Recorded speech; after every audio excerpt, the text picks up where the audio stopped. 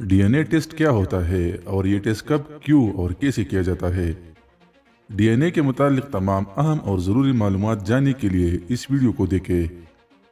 दोस्तों, आप लोगों ने अक्सर डीएनए टेस्ट का नाम सुना होगा, लेकिन बहुत से लोगों को इस बात का इल्म नहीं कि आखिर ये क्या होता है। किसी भी डेड बॉडी या नामालूम बॉडी की शनाख्त के लिए ये टेस्ट इंतहाई अहम होता है। डीएनए यानी डीऑक्सी रिबन न्यूक्लिक एसिड इंसानों और तमाम जानदारों के जिस्म में पाए जाने वाला विरासती मादा होता है।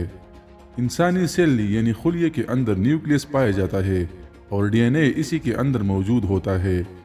इंसानी जिस्म के तमाम खुलियों में एक जैसा ही डीएनए मौजूद होता है, जबकि हर इंसान का अपना मुख्तलिफ डीएनए होता है। डॉक्टरों के मुताबिक इंसान के अंदर डीएनए का 50% हिस्सा अपनी माँ जबकि 50% हिस्सा अपने वालिद का होता है। डीएनए के जरिए किसी भी इंसान की शनाख्त बआसानी हो सकती है। मिसाल के तौर पर इंसान का जिन्स, बालों का रंग, उम्र, आंखों का रंग और जिस्मानी साख्त वगैरह डीएनए के जरिए पता लगाया जा सकता है।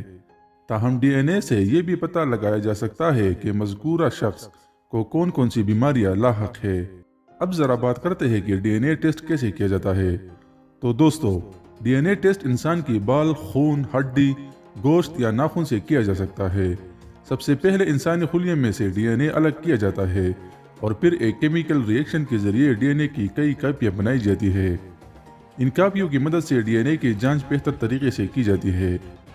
डीएनए की अच्छी तरह जांच के बाद फिंगरप्रिंट बनाया जाता है और फिर दो मुख्तलिफ नमूनों की डीएनए फिंगरप्रिंट में मुमासलत देकर ताल्लुक का तयन किया जाता है और यूं किसी भी शख्स की शनाख्त हो पाती है।